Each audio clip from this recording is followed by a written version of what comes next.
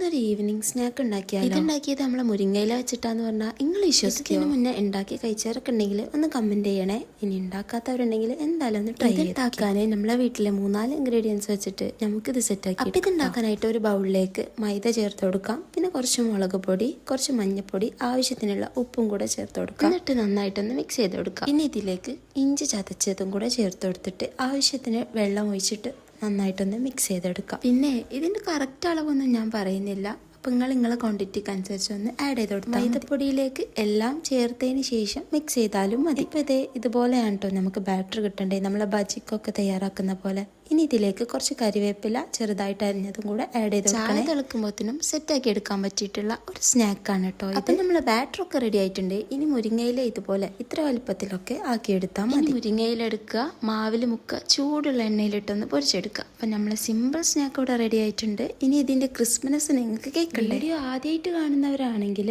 ഒന്ന് സബ്സ്ക്രൈബ് ചെയ്യണേ. കൂടെ തന്നെ ലൈക്കും പിന്നെ നിങ്ങളെ ഒരഭിപ്രായം കമൻറ്റും കൂടെ ചെയ്തോളി. ഇത് സോസും കൂട്ടി കഴിക്കാനും നല്ല ടേസ്റ്റാണ് കേട്ടോ. അപ്പോൾ എല്ലാവരും ഒന്ന് ഉണ്ടാക്കി നോക്കി. അപ്പോൾ ഓക്കെ.